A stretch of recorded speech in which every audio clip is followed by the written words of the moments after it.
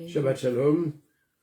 So today I just want to discuss a short message about in the Parasha Bechukotai. So here I want to take a text from First of Zion, which I find very interesting to remove confusion for some who have not grasped the deepest meaning of the word of Shaul. And he speaks here about the curse of the Torah. He said, we read in the text that in the book of Romans, we read that for those who are in Mashiach, there is no condemnation for those who believe. And they ask the question, Mashiach has taken away the curse of the Torah. Does this mean that the Torah has lost its teeth or its power?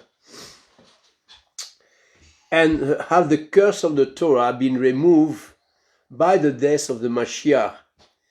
Christians commonly teach that the Mashiach redeems us from the curse of the Torah.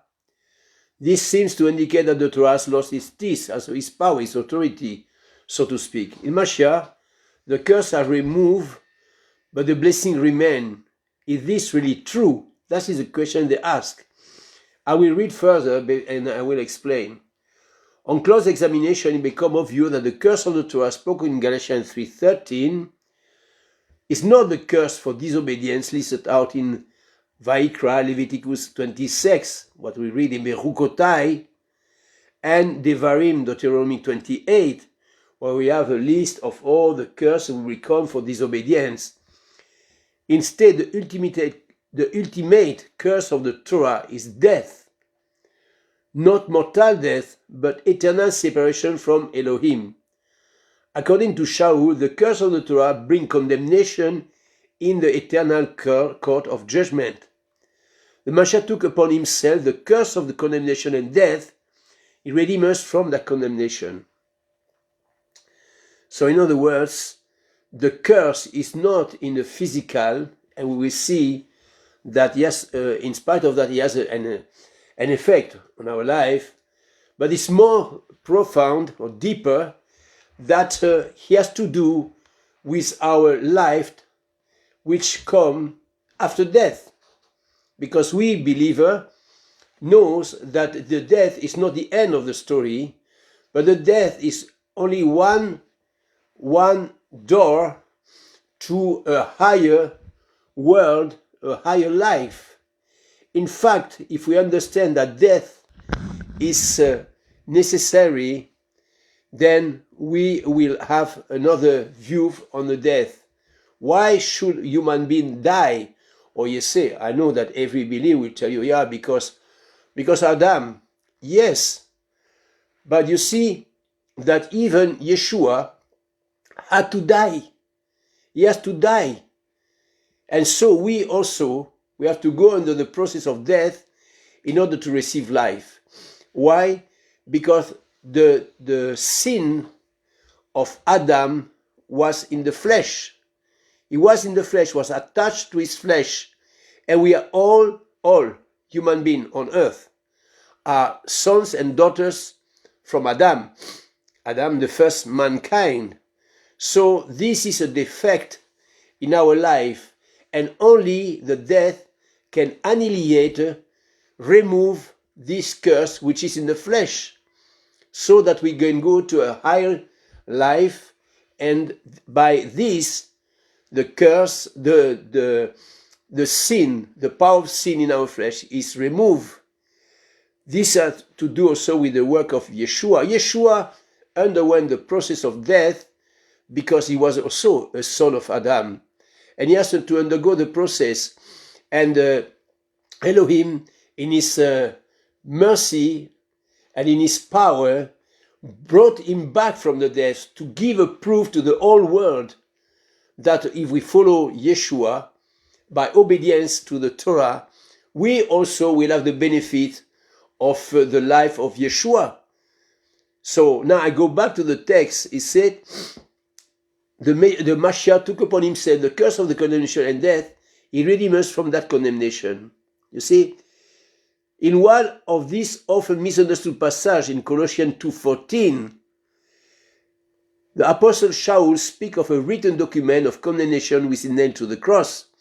So if we look at it, and I will read it for you, this is very interesting. He said here in Colossians, let me go there, in Colossians 2:14, he said, also I will read the 13 for the context. You've been dead in your sin and the uncircumcision of your flesh, as he quickened together with him, having forgiven you all trespasses, blotting out the handwriting of ordinances that was against us, which was contrary to us, as opposite to us, took it out of the way, nailing it to his stake.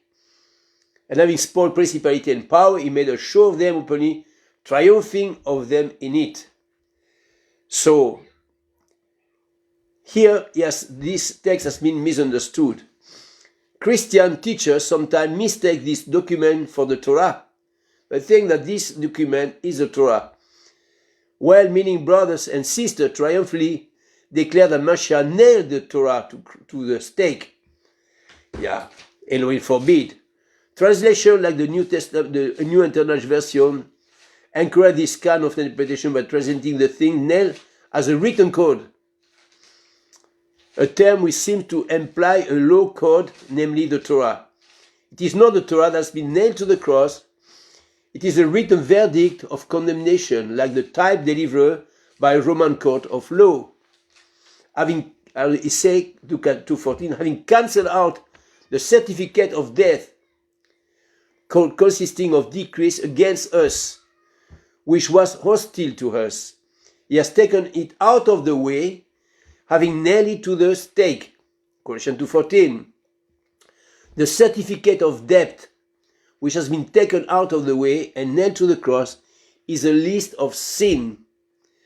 The Mashiach took upon himself condemnation, as of death, for those sin, when he became a curse for us, in Galatians 3:13.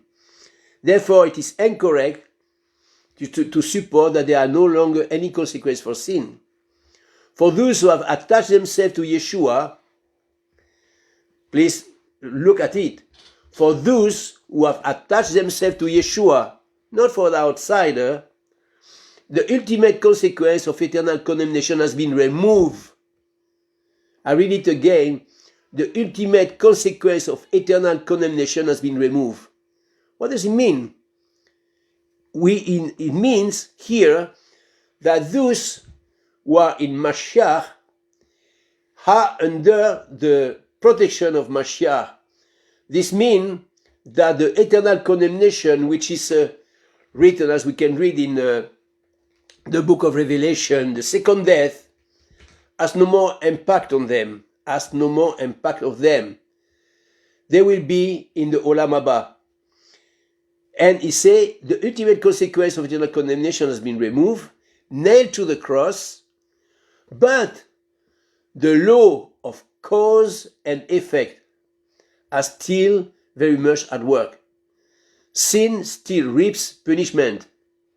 Obedience to Elohim still results in blessing. Disobedience to Elohim still results in dire consequences. In other words, if we obey to the commandment, and if we do the commandments, we receive blessing. If we disobey, we will have to bear the consequences. Every one of us who believe Yeshua have been delivered from the death penalty, not the physical death penalty, but a much higher penalty, which is the destruction of our connection to our Creator. This is what we have to understand that, and it's very important. Very important to understand that if we sin, we bear the consequence of our sin. Okay, like the robber who is caught by the police, he goes to the court. But for us, the court is in heaven. We have a higher court which is in heaven. And if we do something against the Torah, we will bear the consequence of it. But if we obey, it's the same way, we will have the advantage, the blessing which is written in the Torah. Nothing about materialism. It's not about materialism. It's to have the great shalom. The Greek shalom, which imply to live a life with an inward peace, completeness. And of course, to make a way plain before us. So sin bears today the same consequence as it was in the time of Yeshua and before. So this is very important. But thanks be to Elohim, we have been delivered from the death penalty. The death penalty, which is the spiritual penalty which comes after the first death. The first death is physical. Everyone must undergo this process because it is about this carnal flesh which cannot inherit the kingdom of Elohim. Shaul say, flesh and blood cannot inherit the kingdom of Elohim. Okay? We know separation after sin from Adam and Chava were separated from Elohim by going into a new world. The new world was created for Adam and Chava after sin. They descended from their loftiest life they had in Gan Eden to the life we have today. And that we have to understand. If we understand that, it makes things much easier. If I keep the Shabbat just as tradition, it doesn't bring anything. If I keep the Shabbat because I have a relationship with my Creator and I want to honor Him, then it is totally different. And for everything is so. If I eat the kosher food because I love Elohim, it is good. If I do it just by tradition, it has a lesser impact, and so on and so on. Every commandment that we will do, that we will see. But there is something which I want to point out for all our brothers and sisters, is that when we speak about Torah, Torah is the 5 books of Moshe. And this is very important that in the tradition of Judaism, and it was so, I will demonstrate it, the Torah is read every Shabbat.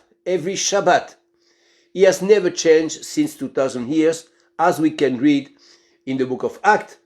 It is written in the book of Acts when there was a contention between some Yehudim who wanted to make the people be circumcised in order to be saved, as it is written. And certain men, 15:1, which came down from Yehuda, told the brethren and say, except you be circumcised after the manner of Moshe, you cannot be saved.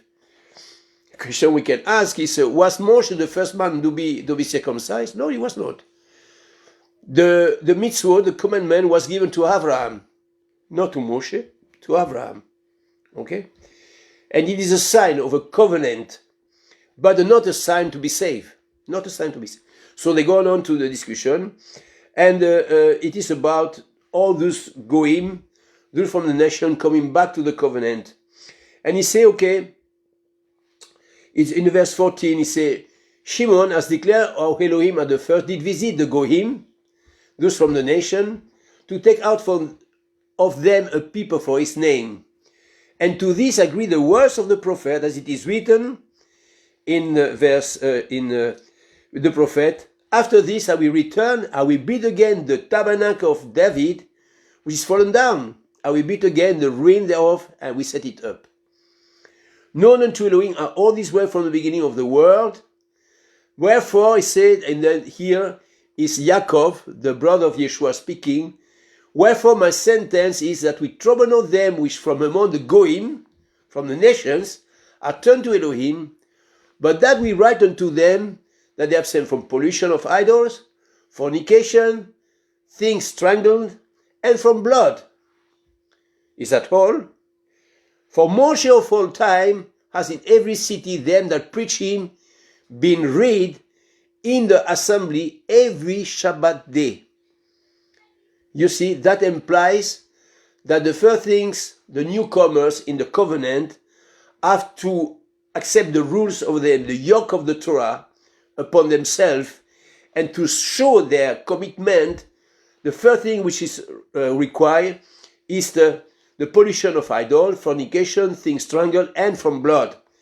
And we can make another discussion about that. It is to remove the curse of Ephraim. But this is another story. But he said here, Moshe of all time is a Torah. Is preached and read in the assembly every Shabbat day.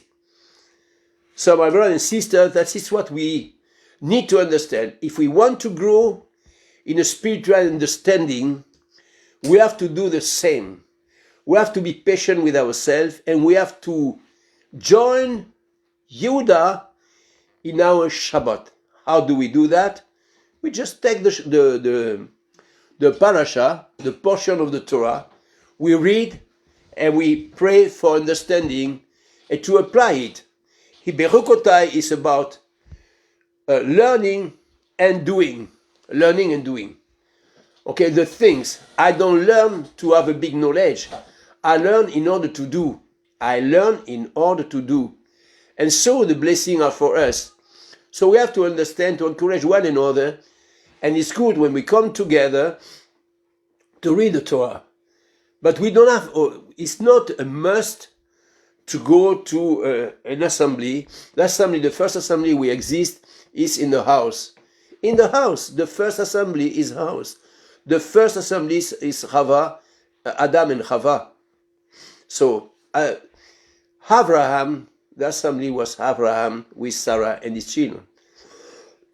So I hope that you enjoy this short video to understand that we are delivered from the death penalty, but not from the consequence of the Torah by violating it. If we violate the Torah, we will bear the consequences. So because we are talking about the when we steal, go to the court. I'm laughing because today when somebody steal, robber, you don't go to court. There's no justice to being served for them. Yeah. Everything is like normal to them to steal, to rob other, and it's no justice in this earth, especially on my country. Yeah, it's really amazing because excuse me. When we see it from two perspectives, it's an experience for you because I was with you in the Philippines for many years, and you are now in my country. We see the difference. Here in my country, you can let your chicken, your rooster run outside without fence. Nobody will dare steal a chicken from you. They see the chicken on the. You pass with the cars, you see the chicken running everywhere. Nobody touch. But in the Philippines, they will have the opportunity to steal from you a chicken under the cover that they are hungry. They have nothing. I understand. I understand that they are hungry. Hungry and steal the chicken? But there is another way. Why do not ask the owner, please, I am hungry, I have children, can you give me a chicken? You see, that is the way it should be. And trust the living God to find favor. To find favor. If you are honest, it will happen. But no, they choose the short way. Nobody see me, I will steal. Forgetting that we cannot hide anything before the living Elohim. You see? And this is how the curse come upon us. Because they might not die because they have stolen a chicken. No, they might not die. They will not die. But they are dead spiritually. Because the living among the dead. The sentence of sin is death. That is shown in Romans. The sentence of sin is death. The wage of sin is death. So we should learn from that we cannot hide anything from the living Elohim. David said, if I go to heaven, you are there. If I go to the deepest of the sea, you are there. If I go to Sheol, you are there. There is no place where we can hide. So human being has been blindfolded, especially by religion. Religion has put the people in bondage. But here we don't speak about religion. We speak about relationship with the Creator. Every human being on this planet Earth, every human being receives life from the Creator. From the Creator, every human being. So, if we understand that, I do enter into a covenant with the Creator through the way which has given us through Judah. Judah was entrusted with the Torah. So we have to do the same. We have to do the same. We follow Yeshua. Yeshua kept the Shabbat, and we keep the Shabbat.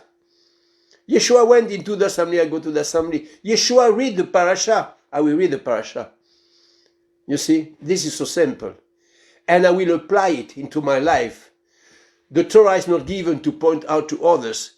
The Torah is given to us for our own sanctification, our own purification. And it is a process, it is a journey that we start at a point in our life and we have to go through. We have to go through all the day of our life until the Mashiach come back or until we go back to him. That is how it is. So, Just it. Yeah. question? We discussed about circumcision. Yeah. The physical and the spiritual circumcision, because when we speak about circumcision, we said that it's not the circumcision today. They just cut it, and then they still remain. They don't remove the skin, right? Yeah. Is it the right right circumcision or? So, so about the circumcision is a bit complicated. The circumcision which is done today in Judaism is not the right circumcision, whatever we say, but I will not expound on that. The circumcision is to remove the flesh, on the front. It's to remove the flesh. But the point is, it was a sign between Abraham and his Creator. This is what he wanted. But we know that what Elohim is requiring from us is the circumcision of the heart. Okay, we cannot enter into the body to circumcise our heart, so it is a spiritual approach. To circumcise our heart means to become obedient to the word of the Creator, to the word of our Father in heaven. And this is very important. But these do not nullify the circumcision of the flesh. I'll give an example. If you go to the Philippines, majority of boys are circumcised. Majority. You know, we know the term pisot. Okay? Pisot. So, yeah. So you see, so all these terms show those who are not circumcised. But if you come to Europe, majority of people are not circumcised. Are not circumcised. So are they better because they are circumcised? No, they are not better. They are not better. Excuse me. They are not better because majority of the children in Israel do not know what has happened to them. They don't even remember. If you go into the Judaism, it is done because of a covenant. Okay, it's very important. It's a covenant. And this is what was given to Abraham. Abraham had to undergo this covenant with his Creator. So now what we are seeking first is the circumcision of the heart. But for those who are not circumcised, they will not enter the new kingdom when it established Mashiach without the circumcision of the flesh. How do we know? Just read the book of Yeshua, the son of Nun, which is called Josué, and read the first 5 chapters, and you will see that to enter the land of Canaan, they all had to undergo a circumcision. So the book of Yeshua, in particular the 5 first chapters, must be read in the light of the work of Yeshua for all Israel who leave Mitzrayim, Egypt, to enter Canaan. This is a prophetic book which explains us what will be when Yeshua come back. If we read it in this light, we will understand a lot of things.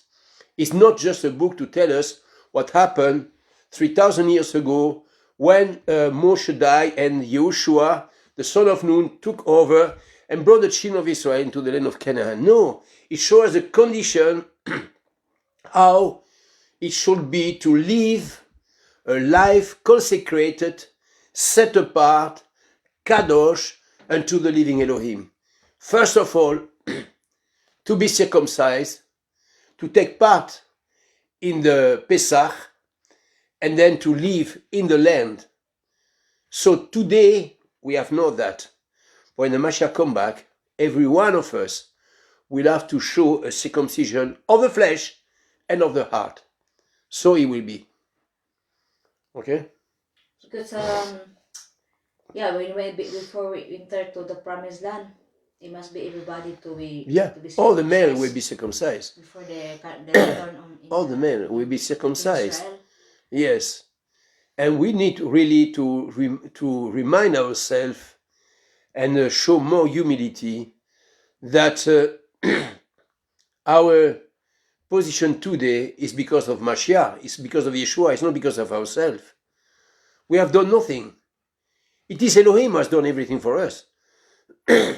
As it is written in the prophet Yeshaya, who has said, you will be a light unto the Goim. Not we, he, Yeshua. Okay? That is how it is. And we have to understand that we don't have to make a mistake to think that we are special. Yeah, we are special in the eyes of Elohim because of obedience. Because of obedience. But if I break this obedience, I am like the other. I am like the others. I will bear the consequence of my rebellion. Yeah. So, it's very important. I encourage everyone to think about that, to think about how I live a life before Elohim by studying the Torah in order to do, studying in order to do. And I know there are many questions which we don't have approach, like what is about tithe, what is about the life for a woman, and so on. So there are many, but step by step we learn how to live this life. First of all, we have to know, when we read the Torah, we cannot explain something spiritually by removing the literal text. The literal text remains always. And then we go on. I was discussing with a brother about the Samaritan woman. The Samaritan woman, when Yeshua tells the Samaritan woman, you had 5 husbands, is not about a husband. It is a midrash, a teaching on something to understand. Because Yeshua was not seeing in some kind of form that she was 5 times married. The word for husband has been fast translated because it comes from the book of Hosea, which is the word Baal or the Baalim, plural. And it is a story which happened in the time of Nebuchadnezzar, which invaded the Samaria. So this is something, if we don't learn, we can make every story we want and we tell something which is not. But Yeshua has come to restore all Israel. And Samaria was a part of Israel because he was given, where the Samaritan woman was a field which was given, which Yaakov gave to his son Joseph. You see? So Yeshua has come for the restoration of all Israel. Last point I want to say today, because we talked this morning with my wife, is that about salvation. You know, in the Christian world, and even in the world of those who come to the Torah, we are taught that salvation is personal. But it is not so in the Torah. It is not so in Judaism. Salvation is collective. It's collective, it's all Israel.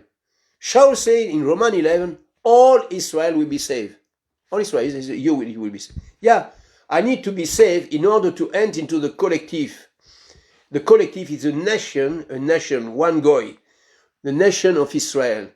So when you pray for Israel, because we are included in Israel, we are Israelite. When we enter into the Torah, we are Israelite. So pray and understand that I cannot look for my own salvation if it is not in the interest of Israel. It is in the interest of Israel, all of us. Israel is Ephraim, the house of Israel, and Yehuda. That is Ezekiel 37. Read it. First of all, the first verse is about the resurrection, and then it is about the two stick. Okay? So we have to understand that salvation is collective, not for myself, but for the good of all Israel. Okay. So, Shalom. Just wait. Yeah. This one.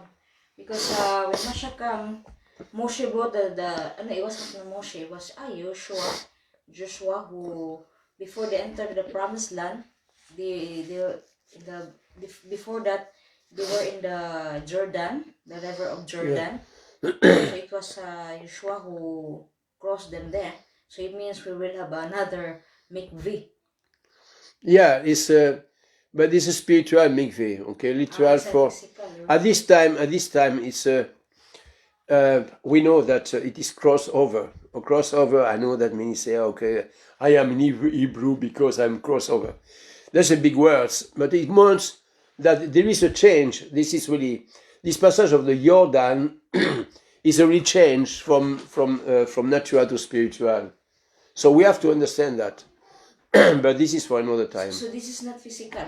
No, it's not physical. It was physical. It was physical in terms of Yehoshua, the son of Nun. But for us, it is spiritual. This means I left my life I had in this world, Mitzrayim, and I go into the new world, which is represented by crossing the Jordan. Yeah. Okay. Because when they crossed the Jordan, before that, it was physical. So because from Red Sea, it was a first immersion. Yeah. And the second one is a second immersion. Yeah, it's a second immersion. Why it is a second immersion? Because they spent 40 years in the wilderness. Mm-hmm. And remember that not all those who left Mitzrayim entered the promised land. Yeah. Many died in the wilderness. Yeah, all those above 20 died in the wilderness. Yes. Okay? That is not a small story. So because these 40 years is the shadows of the 2,000 years between the first coming of Yeshua and his second coming. Mm-hmm. How do we know? Because time is counted with Yovel. And Yovel is 50 years. If you multiply the 40 by 50, you have 2,000 years. Right? So we have 40 Yovels between the first coming of Yeshua and his second coming. 2,000 years. 40 Yovels. So not all those, not those of all those who left Mitzrayim, which according to the Sage of Israel represent only 20%, 80% remain in Mitzrayim, didn't want to leave. Mm-hmm. They die in Mitzrayim. It's the same today. What does Yeshua say? Many are called, few are chosen. It's not because we are called that we are chosen. So we have to be careful not to think that Yeshua did the cheap things. No, he paid with his own life. He gave up his life to redeem a people who are called by the name of Jehovah. So that's very important to understand. And here we have to go there to understand that when they enter the land of Canaan, only 20%, from this 20%, only a remnant cross over. All the others die in the wilderness because of unbelief. So today we need to consider ourselves, to look at ourselves, to say, so what is my life? What I'm doing now? Am I ready to give up everything for the sake of Yeshua, for the sake of the Creator, in order to also to be part of the remnant? It's not a cheap thing. So we have to be very careful, because the enemy is first in us. It's our Yetzer Hara, the bad inclination, And this is what we have to understand. I have to fight the good battle in order to enter the promised land. This is how it is. So many will be disappointed because they are not warm, they are not cold, they are lukewarm, and they are swimming but they don't realize that if I take the view of the world, then I will bear the consequences. Okay? So, Yeah. so I encourage everyone to take the Torah very seriously and not to think, oh, I sing hallelujah, praise the Lord, praise Yahweh, praise whatever, and I am safe. No, it's not so. It is our action. Actions speak louder than words. It's not what I say with my mouth, it is what I'm living before the living Elohim. This is what changed life. So don't be impressed by people talk. Just observe people. You will see who they are in their doing. Okay? So I hope it helps you, and we meet again next time. This one last time. It's very interesting because those who enter to the promised land is the age of 20, right? Yeah. No, 20 or under. Yeah, 20 below. Yeah. 20. Save Caleb and Yehoshua, the son of Nun. It's very interesting because from Yeah. the word 2, 20, it's like from the our generation and last generation. Yeah, but it is written. It is written. It is written in the book of in the book of Yehoshua. Know that Elohim took the last generation. During these 2000 last years, okay, starting with the time of Yeshua until today, many have died and many will not see the resurrection. Why? Because they follow the tradition of man. They follow the Catholicism, the Protestantism, and all the things outside the Torah. Those who are called are the people who have put themselves in the Torah to work in the Torah. To work in the Torah with the best of their ability. We don't have a standard written that you must reach this point, this level. No. In the moment, we do our best. And we are honest in our work. Then we know we have the confidence to be part of the remnant. But the one who wants to play a wannabe, but is not honest, yeah, a wannabe. The one who doesn't do that is just playing. He's playing a game. And we know some. We have seen some. So just understand that it's for ourselves.